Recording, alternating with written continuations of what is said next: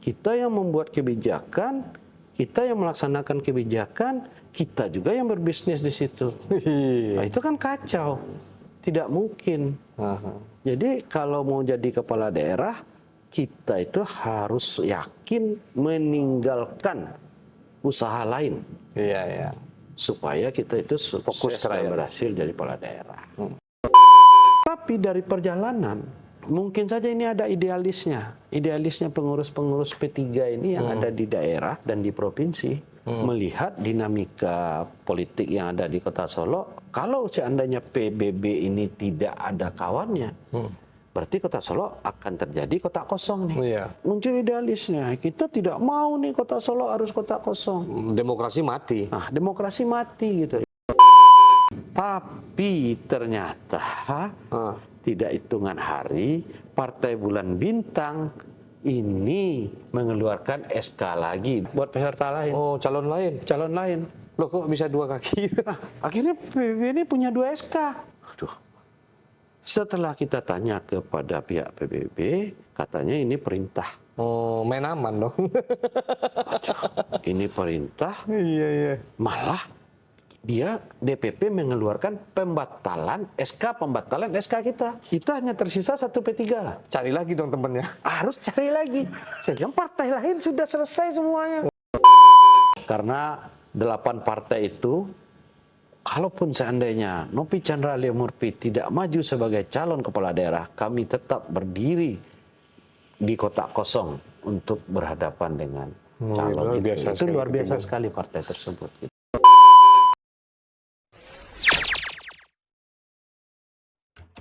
Halo bro, Assalamualaikum warahmatullahi wabarakatuh. Waalaikumsalam warahmatullahi wabarakatuh. Ya, kembali lagi dengan saya Dafan Mulifah dan sebelah saya ada Mak Nopi Chandra di Mulifah Channel. Oke Mak, Sehat nakan, sehat nakan. Langsung kita basut di nasi kapau Pangeran Muda Kembangan. Demokrasi Solo alhamdulillah terselamatkan. Nah, ikut judulnya sana. Jadi ada beberapa pertanyaan Mak. Perjalanan Mak go politik Mak go sampai ke kota Mak. Ya, Undeko kan, kalau awalnya Mak dulu jadi anggota DPD. Ya DPD. Dan waktu itu hanya seperiode saya kan. Tidak melanjutkan kedua dong. Oh. Karena DPD itu kan tugasnya tidak nampak tersentuh langsung kepada masyarakat. Betul. Karena DPD itu kan punya tugas memberikan pertimbangan kepada pemerintah dan DPR terkait dengan aspirasi masyarakat yang ada di daerah pemilihan. Jadi aspirasi masyarakat yang kita tampung di daerah pemilihan, kita sampaikan kepada pemerintah, kita sampaikan kepada DPR. DPR lah yang akan mengeksekusi program-program yang kita sampaikan tadi melalui program pemerintah dan dana aspirasi DPR. Dan DPD tidak kelihatan begitu nyata kelihatannya. Padahal fungsinya juga ada. Pasti lah banyak bertanya, kerajaan Nopi Chandra sejak DPD gitu ya. Kalau DPD kan kerajaannya bukan langsung seperti pemerintah yang punya program langsung ke masyarakat, DPR yang punya dana aspirasi, tapi dana aspirasi masyarakat kok ditampungnya oleh anggota DPD, disampaikan kepada pemerintah melalui sebuah program kerja, disampaikan ke DPR melalui sebuah pokok-pokok pikiran DPR yang akan bisa dibawa ke daerah, dan disampaikan pula itu supaya bisa dijadikan sebuah peraturan pemerintah kah atau sebuah undang-undang lah nanti akan lahir. Jadi DPD itu membahas dengan DPR untuk membuat undang-undang, membahas dengan pemerintah untuk membuat sebuah peraturan pemerintah yang berpihak pada masyarakat. Jadi tidak begitu kontras dan nyata perbuatan DPD itu hadir nyata-nyata di hadapan pemerintah. Karena Beko yang akan membawanya itu adalah pemerintah melalui program kerjanya, DPR melalui dana aspirasinya gitu loh. Gitu, jadi dapur lah, kita DPD itu jadi dapur lah. Dapur yang mengolah lah aspirasi-aspirasi daerah, potensi-potensi daerah, itulah yang kita olah. Itu nanti pemerintah dan DPR lah yang akan membawa program itu. Seperti itu ternyata kerja DPD ya. Jadi memang, kalau memang itu ya udahlah. mungkin masyarakat atau konstituen Mak itu ingin melihat Nopi Chandra itu mempunyai kerja nyata.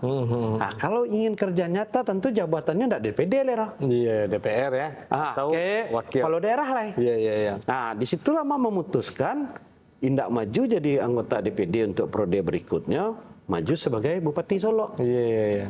Kebetulan waktu itu kita meyakinkan kita punya nilai lebih yang bisa memberikan manfaat atau dampak kepada masyarakat Kabupaten Solo. Salamoko kan Mak lebih banyak berkecimpung di dunia pertanian. Nah, kita kan melihat banyaknya kebijakan-kebijakan pemerintah yang tidak begitu berpihak kepada petani. Iya. Dan Mak ingin mencalon jadi bupati. Salah satu hal yang ingin Mak fokuskan adalah bagaimana dunia pertanian di Kabupaten Solo disentuh melalui kebijakan-kebijakan pemerintah yang berpihak kepada petani itu sendiri. Tapi dalam perjalanan, dalam langkah-langkahnya, ya kalah tipis waktu itu. Iya, betul. Kalah 8 tempe. Ya, mungkin situ sudah takdir. Ya udah, mungkin niat kita baik, tapi Allah mungkin belum. Iya, Allah punya tujuan lain. Punya tujuan lain. Iya. Nah, lepas dari profesi Mak sebagai seorang pengusaha, Mak merasa berpikir pengusaha ini lebih cocoknya jadi legislatif, bukan jadi eksekutif. Karena kalau jadi eksekutif, itu seorang pengusaha itu pasti harus mengorbankan usahanya. Betul. Tidak mungkin seorang eksekutif akan bisa menjalankan dua-duanya. Jadi eksekutif dan jadi pengusaha. Itu tidak bisa. Pasti gagal salah satu. Kepala daerah juga, tapi bisnisnya juga menjalan. Nggak bisa. Nggak bisa, ya. Itu kita meyakinkan itu nggak bisa. Seandainya adanya gimana, Mak? Seandainya ada terjadilah polemik-polemik yang enggak dong ya? Nah pastilah kita berbisnis di pemerintahan kita sendiri kan. Iya, betul. Itu bahaya. Kita yang membuat kebijakan, kita yang melaksanakan kebijakan, kita juga yang berbisnis di situ. Nah, itu kan kacau. Tidak mungkin. Jadi kalau mau jadi kepala daerah, kita itu harus yakin meninggalkan usaha lain. Iya. Supaya kita itu fokus dan berhasil jadi kepala daerah. Nah, berdasarkan pemikiran itu, Mak makanya berpikir mungkin kepala daerah itu tidak cocok bagi Mak. Iya. Jabatan politik kepala daerah itu tidak cocok karena Mak berlatar belakang seorang pengusaha. Iya. Nah, disitulah Mak berpikir, ya udah setelah niat dan ikhtiar sudah Mak sampaikan, ingin membangun daerah melalui jabatan Bupati Solo, telah disampaikan, ternyata Allah tidak mengizinkan, berarti itu niatnya udah terjalankan. Ya udah, hutangnya kita itu adalah berniat dan menjalankan niat. Nah, hasil kan urusan Allah ya. Pas dari mencalonkan diri dari bupati ini, Mak kan ke legislatif, ke DPR ya kan. Nah, setelah ke DPR itu, Mak kan pernah dulu ya di konten sebelumnya, Mak gak mau lagi itu. Tidak mau lagi menjadi calon kepala daerah. Kepala daerah ya. Tapi Mak tetap kalau memang ada diizinkan Allah tetap akan melanjutkan langkah politik ke legislatif.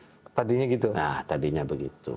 Sekarang kan Mak mencalonkan diri di eksekutif lagi nih, di wali kota nih. Iya. Di wali kota. Berarti kan ada pilihan dong, Mak. Sedang Mak kan pengusaha nih. Mak harus meninggalkan usaha Mak dong untuk... Iya, betul. Itu resiko.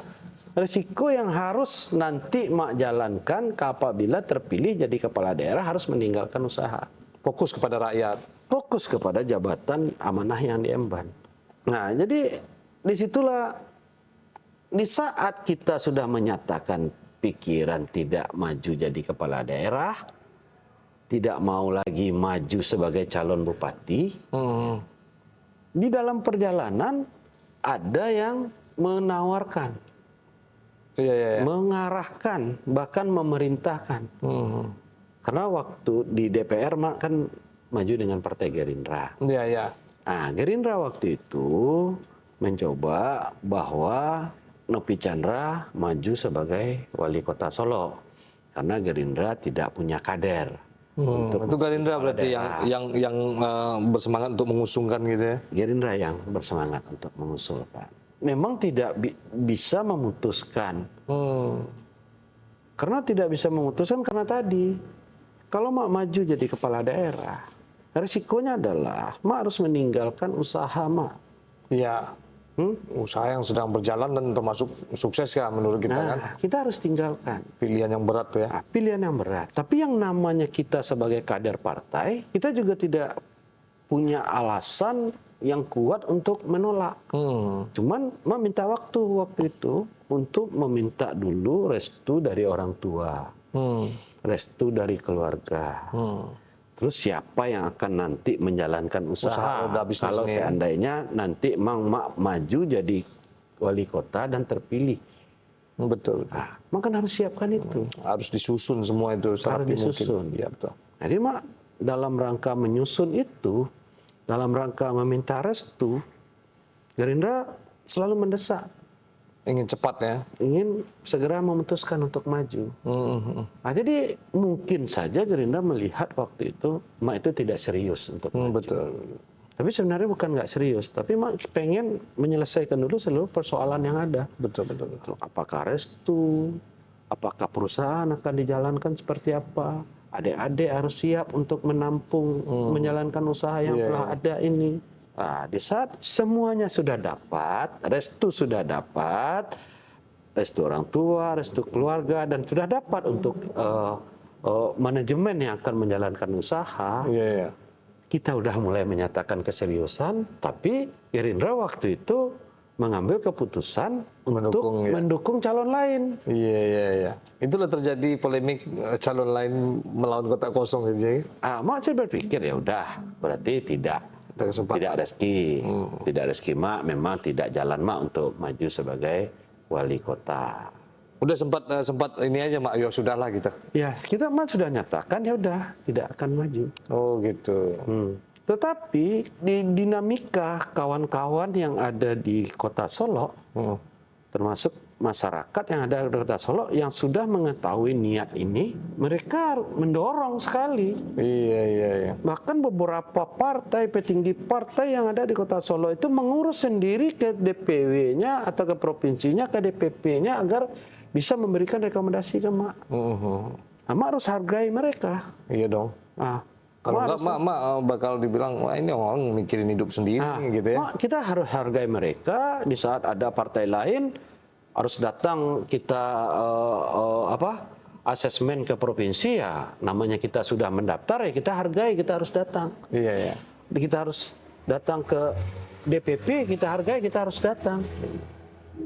Nah disitulah ya bagaimana ya mau maju, ini partai kita tidak mendukung, mau mundur, ini beberapa partai tetap mengharapkan kita tetap maju. Ya, tapi luar biasa itu Mak dipanggil bukan karena Mak pengen. Itu luar biasanya di sini. Ya memang kita ya perlu pemikiran yang sangat panjang sekali ini sekarang ini. Kondisi hari ini untuk jadi kepala daerah itu perlu pemikiran yang panjang. Kerjaannya berat, kampanyenya berat, duitnya berat, hasilnya nggak ada untuk pribadi. Tapi hasilnya memang untuk masyarakat jelas, nyata. Apalagi dengan kota itu yang sekecil itu, kita mondar-mandir jarak dekat gitu ya. Itu bahaya itu ya.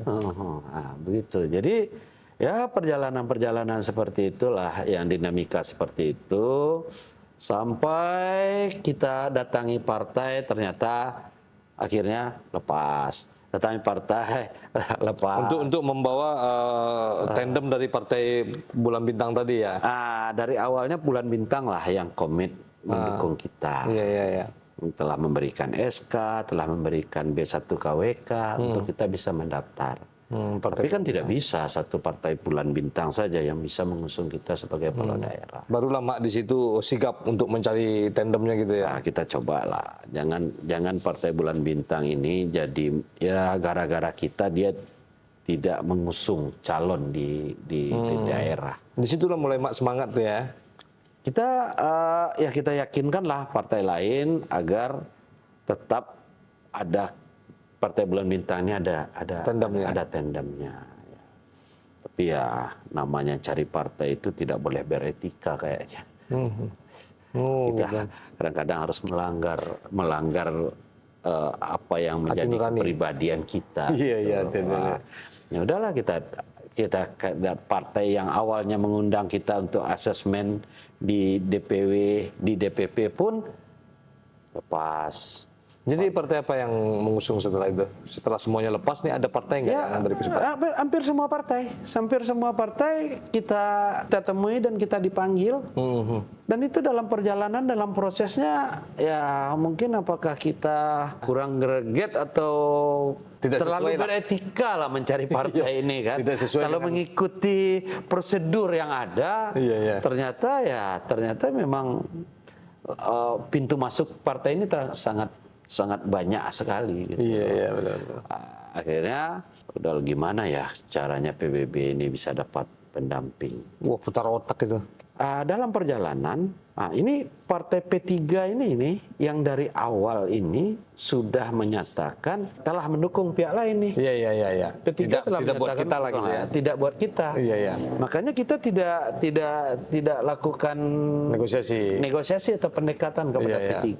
Tapi dari perjalanan mungkin saja ini ada idealisnya pengurus-pengurus P3 ini yang ada di daerah dan di provinsi melihat dinamika politik yang ada di Kota Solo. Kalau seandainya PBB ini tidak ada kawannya, berarti Kota Solo akan terjadi kota kosong nih. Iya. Muncul idealisnya, kita tidak mau nih Kota Solo harus kota kosong. Demokrasi mati. Nah, demokrasi mati gitu lah. Jadi akhirnya di P3 ini mencoba melakukan negosiasi kembali kepada DPP agar mengalihkan dukungan ke kita. Iya. Alasannya supaya Kota Solo itu jangan sampai kota kosong. Gitu. Nah, datanglah pengurus P3 di provinsi menanyakan kesiapan. Siap enggak? Serius enggak? Ya udah, kita serius. Buktinya serius, hari ini PBB nih masih mendukung kita. Oh, betul. Ya kan? Nah, kita harus mencarikan kawannya PBB nih dengan P3. Berarti udah dapat nih 2 partai ya. Nah, disitulah ada terbuka peluang di P3. Kita coba untuk melakukan komunikasi. Betul. Alhamdulillah, negosiasi berjalan dengan baik dan lancar. Akhirnya PP3 melalui DPP-nya memutuskan untuk mendukung Nopi Chandra dan Teh Murphy. Iya.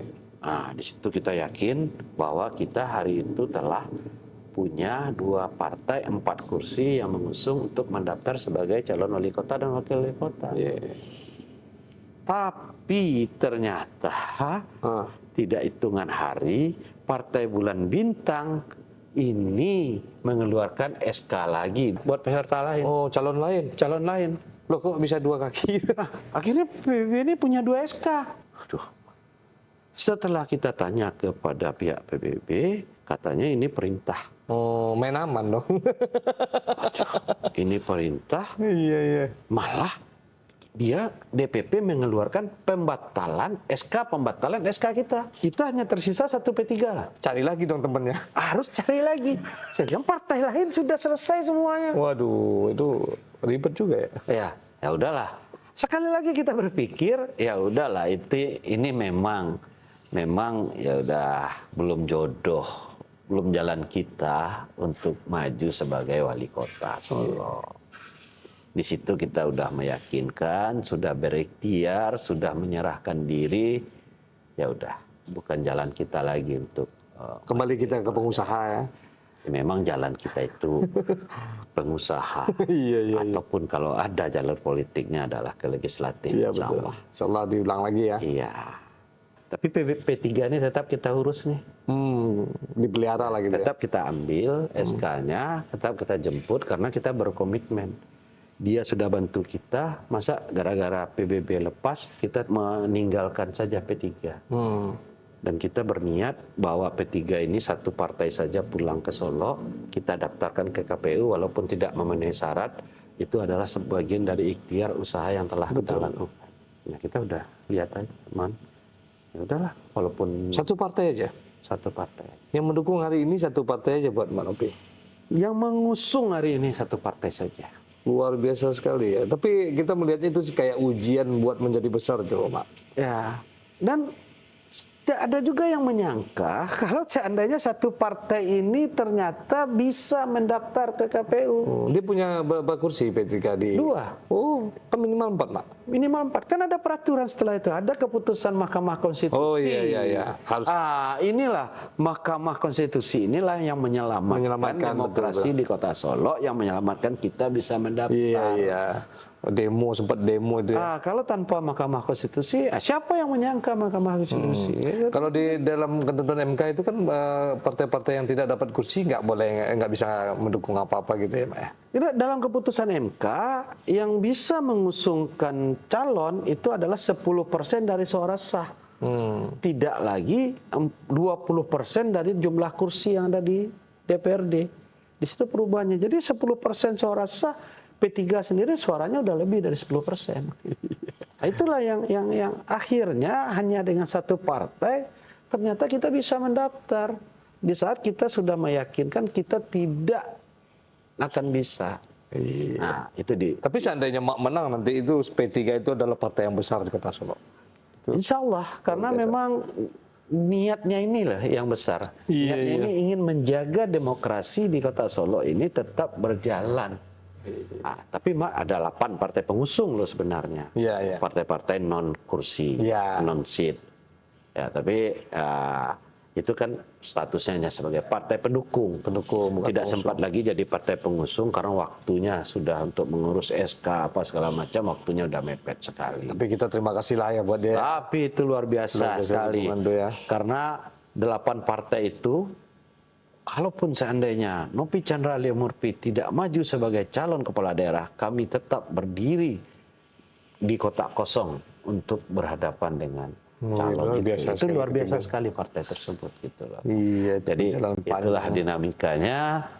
Kalau masih melihat ini jalan yang satu, jalan Tuhan, yang artinya walaupun Mak udah meyakinkan tidak akan bisa maju, tapi kalau Allah berkehendak, siapa yang bisa akhirnya tetap maju seperti yang dilihat. Itu udah Allah yang berkehendak itu, karena dipermudah dengan kita yang sudah berserah diri ya udah. Ternyata Allah ngasih jalan. Tapi ini ada pertanyaan lagi nih, Mak. Kondisi kota hari ini, Kota Solo hari ini kan bisa Mak lihat itu seperti apa, dan setelah Mak ditentukan nomornya, Mak nomor 1 ya, Mak ya? Nomor 1. Nomor 1. Apa program andalan Mak nih? Kemarin kan wacana doang nih. Gini kita mendengar pastinya nih. Nah, kita sebenarnya sebagai orang yang dilahirkan dan dibesarkan di Kota Solo, kita tidak bisa melihat Kota Solo ini terpisah dari perdagangan dan jasa. Karena kalau kita andalkan dari sisi misalnya industri tidak punya. Ya kan? Dari sisi tambang tidak ada. Dari potensi pariwisata belum bisa diandalkan. Jadi kita tetap tidak bisa memisahkan Kota Solo sebagai kota perdagangan dan jasa.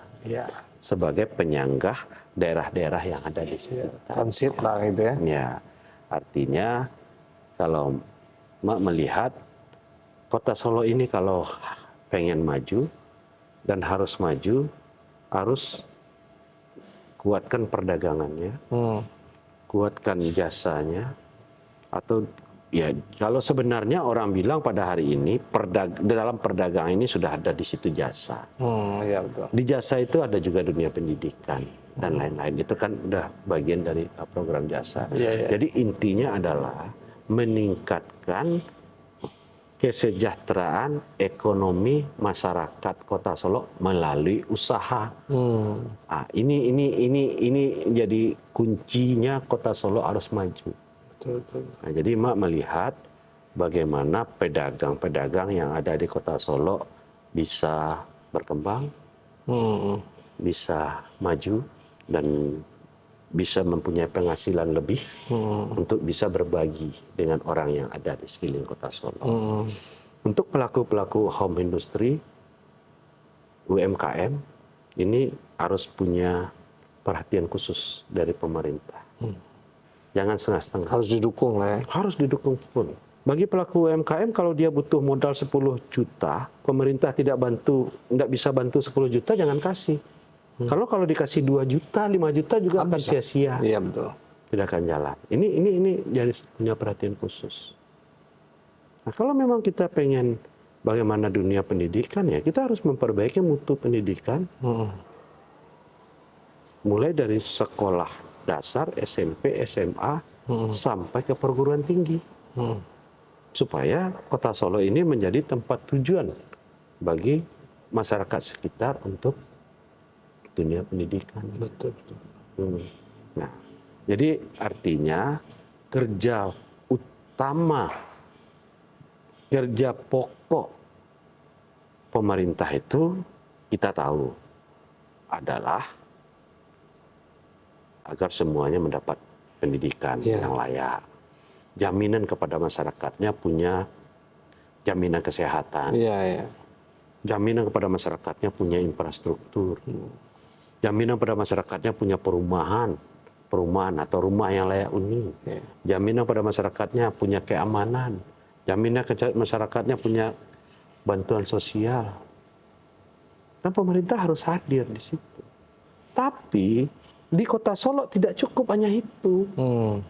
Pemerintah itu juga harus hadir atau punya sentuhan langsung terkait dengan ekonomi masyarakat itu sendiri. Karena itu tidak bisa, Kota Solo itu tidak bisa dilepaskan dari perdagangan, jasa, termasuk pendidikan di situ. Tidak bisa dilepaskan dari itu kalau pengen maju. Tapi sogok menyogok soal pendidikan mendaftar itu nggak ada di Solo. Oh, kalau di Solo kita lihat tidak seperti di Jawa ini. Itu kita lihat tidak ada. Tidak ada. Tapi artinya kedekatan antara masyarakat dengan pejabat, tolong anaknya masuk sekolah di sini, masuk sekolah di sini, itu mungkin ada lah satu dua. Nah, menjadi program unggulan Mak itu apa, Mak? Ya, kalau program unggulan kita sepertinya yang pastinya. Ya, ini yang menyangkut kewajiban pemerintah ya. Kewajiban pemerintah itu yang pertama itu bidang pendidikan. Nah, kita memastikan pendidikan di Kota Solo itu tetap gratis. Gratis. SD, SMP gratis seperti saat ini. Malah kita meyakinkan bisa membuat sekolah gratis itu sampai ke SMA. Nah, tapi kita tidak hanya sekolah saja yang gratis. Sekolah gratis ya? Ya. Sekolah gratis, tapi tidak hanya sekolah saja yang gratis nih. Pakaian seragam juga kita gratiskan. Wah, luar biasa masyarakat. Yang kedua BPJS gratis. BPJS gratis? Gratis. Kita mungkin di Kota Solo itu nanti dengan KTP saja bisa berobat ke rumah sakit. Tapi bayar aja begitu perlakuan rumah sakit, Mak. Kita sedangkan bayar aja perlakuan rumah sakit kadang-kadang seperti itu. Ini sekarang kan alhamdulillah nih pemerintahan sekarang nih melalui Pak Zulfian sudah membangun rumah sakit sendiri nih. Ini kita yakinkan kalau rumah sakitnya udah punya daerah sendiri kan kita bisa intervensi nih melakukan pelayanan yang terbaik nih untuk masyarakat. Walaupun mereka peserta BPJS. Ya BPJS ini juga bisa kita kembangkan ke BPJS tenaga kerja apa segala macam yang punya asuransi kecelakaan. Terus selanjutnya juga kita punya program terkait air bersih nih sekarang. Air bersih ya. Kota Solo itu belum semua masyarakat ya sumber airnya tetap kabupaten. Belum semua rumah masyarakat itu tersentuh air bersih. Kalaupun tersentuh air bersih kualitasnya belum baik, belum bagus. Ya masih ada kotor lah sampai ke rumah masyarakat. Kita pengen air bersih ini betul-betul bersih sampai ke masyarakat. Ya mungkin kita akan memperbaiki mesin atau tenaga air bersih ini supaya air bersih ini betul-betul bersih dan seluruh masyarakat di Kota Solo dapat menikmati air bersih. Hari ini kita lihat kan kadang-kadang karena mungkin peralatan yang kurang bagus, yang kurang canggih kan. Kadang-kadang angin saja yang keluar tapi meteran jalan ya. Ini kan merugikan masyarakat. Iya betul. Jadi kan kita maunya nanti kan air keluar baru meteran jalan. Tidak keluar air meteran tidak jalan. Betul. Itu jadi pertama pendidikan, yang kedua BPJS, yang ketiga air bersih. Ini yang keempat nih kita masuk ke program adat Minang ya. Adat Minang. Jadi kita pengennya adat Minang ini bisa masuk ke generasi muda, generasi anak-anak. Dengan cara gimana, Pak? Ya kita minta nanti pelaku-pelaku atau pemangku adat untuk menularkan ilmunya ke sekolah-sekolah. Iya. Jadi kita pengen Berarti menghidupkan kembali. ini pengen nih pembelajaran adat buat siswa-siswa sekolah ini Hidup akan kembali kita ya? laksanakan secara rutin. Ya itu kan BAM ini sempat nggak ada pelajarannya kan? Ya, BAM ada dihapuskan. Dulu adat ini masuk sekolah dihapuskan, mungkin tidak maksimal. Iya. Ini khusus buat Kota Solo aja kita Kota Solo. mainkan gitu ya. Jadi juga ada. Terus yang lagi nih, yang kegiatan anak muda nih. Kalau yang canggih ini seperti sekarang tuh kreatif hub. Itu ada sebuah tempat buat anak muda untuk mengembangkan kreasinya. Apakah itu gedung yang ada kita manfaatkan atau gedung baru yang kita manfaatkan. Semacam taman budaya, taman kesenian lah gitu ya, Pak? Bisa. Jadi di situ semuanya kreativitas anak muda bisa kita fasilitasi. Luar biasa. Kalau anak muda itu hobi musik, di situ sudah ada sarana musiknya. Anak muda itu kegiatannya olahraga, mungkin ada di situ. Serbaguna lah di situ. Apalagi nih sekarang nih fasilitas IT atau apalah teknologi. Ya. Kita akan siapkan media-media teknologi bagi anak muda untuk mengembangkan kreativitasnya agar dia bisa menggali potensinya sekaligus bisa menghasilkan. Kan kalau seandainya kita mau berbicara pelaku UMKM pada hari ini, UMKM yang ada di Kota Solo ini kita minta fokus untuk memproduksi saja. Nanti untuk pemasarannya kita mintalah anak-anak muda yang dikelola di lembaga kreatif ini, Solo Creative Hub ini, bagaimana anak-anak muda ini bisa memasarkan produk UMKM ini. Tidak saja di Kota Solo, bisa ke seluruh dunia kan, dia memanfaatkan didukung teknologi. dengan pemerintah ya. Kita dukung, kita fasilitasi sampai betul-betul menghasilkan. Nah itulah lembaga, ya banyak lah kalau kegiatan anak muda yang berprestasi, olahraga yang berprestasi, kegiatan agama yang berprestasi. Kita akan mengutamakan bagaimana anak muda ini betul-betul dapat tempat di pemerintahan. Kalau kita berbicara masa depan, pasti berbicara generasi muda. Kalau bicara orang tua itu adalah ya udah hari ini saja gitu. Jadi karakternya dapat, pembangunan karakternya dapat, pembangunan kotanya juga dapat ya, Mas. Terus selanjutnya ya ini melakukan perbaikan atau revitalisasi pasar raya. Revitalisasi. Nah, karena kita ingin, karena pasar raya itu adalah sumbernya ekonomi bagi masyarakat Kota Solo. Kita harus bikin tempat itu betul-betul nyaman bagi pedagang, nyaman bagi pembeli. Dan kita bikin daya tariknya lah agar bisa masyarakat betul-betul berkunjung ke pasar raya dan masyarakat di sana itu bisa transaksi jual beli itu lebih aktif lah gitu. Termasuk di situ pelaku-pelaku UMKM kita berikan tempat yang layak bagi mereka agar UMKM itu betul-betul bisa hidup dan menghidupkan orang lain. Nah, terus satu lagi nih terkait dengan ekonomi ini. Walaupun Kota Solo itu pertaniannya tidak luas, tapi kalau pertaniannya bisa kita garap dengan serius, itu akan menghasilkan produk-produk yang punya kualitas yang lebih baik. Nah, disinilah akan bisa dapat tempat di pasar, akan bisa kita pasarkan ke daerah lain. Jadi ada bisnisnya, tapi bisnis ini berkenaan dengan situasi kota ya pada saat ini ya, Mak ya? Iyalah situasi kota, karena bagaimana tidak pribadi lah gitu ya, Mak ya? Ya kita tidak, artinya kan kita udah pisahkan pada hari ini. Kalau mau jadi kepala daerah, ya kita maunya, ya pada hari ini kan kita lihat banyak pengusaha yang jadi kepala daerah. Iya, itu bagus. Iyalah, pengusaha jadi kepala daerah itu bagus. Tapi? Iya bagus. Karena setelah dia jadi kepala daerah, usahanya mungkin dilanjutkan oleh generasi berikutnya. Betul. Yang tidak bagus itu adalah orang yang setelah jadi kepala daerah terus menjadi pengusaha. Ini yang kacau ini. Iya, iya, Hah? iya. Hah? Iya, iya. Dia jadi kepala daerah dulu, terus baru berusaha. Nah, ini yang artinya jangan sampai itu terjadi.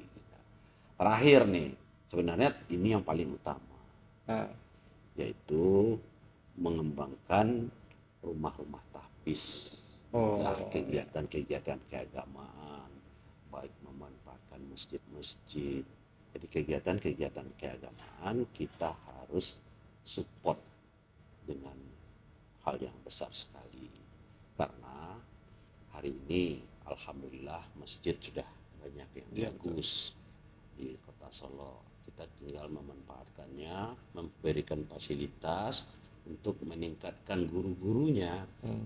Bagaimana pengurus masjid ini betul-betul bisa total mengurus masjid, mungkin dengan meningkatkan penghasilannya.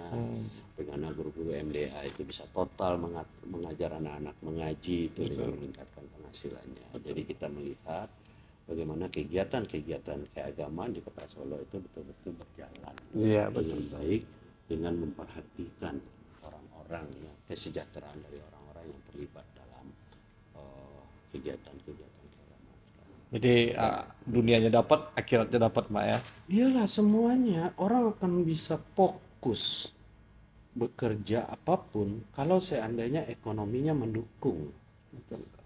Orang jangan kita paksa dia jadi guru MDA harus menghasilkan anak-anak yang berkualitas tapi kok penghasilannya tidak Dia nggak mendukung. makan. Ya kan? Bagaimana masjid itu betul-betul bagus, terawat, tapi Iya, gaji garimnya sangat Berarti kecil Gari bakal sekali. digaji besok nih, Mak.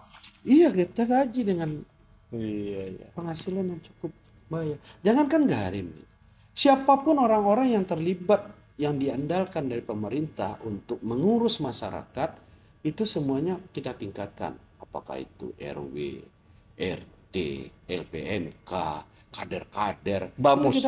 Kita lengkapkan, kita tingkatkan, karena tidak mungkin orang itu bisa bekerja maksimal kalau penghasilannya Minimal. minimal sekali. Gitu loh. Iya, Nah, jadi kita berbicara kesejahteraan ekonomi, tapi ekonomi orang-orang tertentu tidak Kita abaikan ya. perhatikan. Iya, iya. Luar biasa sekali. Mak kan kemarin umrah ya, Mak ya. Kita umrah. Apa pengalaman saat umrah itu, Mak? Kan dalam keadaan Mak menjadi calon wali kota ini gitu. Jadi gini, Kak. Jadi kembali ke perjalanan waktu mendapatkan partai pengusung. Jadi waktu itu di saat PBB dan P3 sudah oke. Tapi dalam perjalanan berikutnya PBB itu berpindah mendukung calon lain dengan memberikan SK pembatalan SK Mak Novi Chandra dan Leo Murphy. Di situ Mak sudah berkeyakinan bahwa Mak tidak bisa mencalon sebagai calon wali kota dan wakil wali kota itu. Di situ Mak tersadar bahwa ini mungkin semuanya terjadi karena Mak tidak mungkin saja di sini terjadi tidak niat itu mungkin masih ada yang salah. Iya. Yang mungkin saja Mak itu maju sebagai wali kota itu karena begini, karena ini. Mungkin maju wali kota itu karena ingin membantu orang, maju wali kota itu ingin berbuat untuk menyenangkan hati kawan. Mungkin saja itu, Tapi lupa ini karena Allah gitu ya. tapi lupa itu karena Allah. Iya. Nah, di situ Mak tersadar supaya Mak itu betul-betul full untuk jadi kepala daerah dan betul-betul yakin memberikan usaha kepada generasi berikutnya, kepada adik-adik atau orang yang dipercaya. Iya. Kan di sini yang membuat ragunya ini. Kalau kita jadi kepala daerah, berarti usaha kita siapa yang ngurus? Iya. Oh, ada keraguan-keraguan gitu ya. Ya, di saat itu Mak harus yakin kalau Mak maju nanti jadi kepala daerah, harus yakin bahwa Mak harus siap dengan segala risiko. Usaha ini mau tak mau, suka dan tidak suka harus dipercayakan kepada orang lain, kepada manajemen lain. Nah, ini harus yakin. Yang ketiga, nah ini nih yang selalu didengung-dengungkan oleh Mama itu Pak Zulekrian. Nopi kalau maju jadi kepala daerah itu niatkan ikhlas karena Allah, jangan karena yang lain. Nah, udah, dasar inilah. Kalau seandainya nanti suatu saat Mak diberi kesempatan untuk maju mencalon jadi kepala daerah, Mak harus pasang niat lagi ke Tanah Suci. Itu yang terucap malam itu pasca PBB lepas. Nah, ternyata kita tidak menunggu waktu lama karena berdasarkan keputusan MK dengan P3 saja kita bisa mendaftar. Akhirnya ya udah proses pendaftaran Mak jalankan sampai pasca penetapan di KPU. Ya itu Mak meyakinkan supaya Mak itu tidak dianggap sebagai orang yang tidak Serius. Bukan, kita sudah tidak patuh ya kepada Allah ya. Kita sudah berjanji apabila kita diberi kesempatan untuk maju wali kota, sebagai wali kota atau sebagai kepala daerah, kita harus Menjalankan apa yang memasang niat lagi ke Tanah Suci. Nah, saudara, ini sudah diberi kesempatan nih.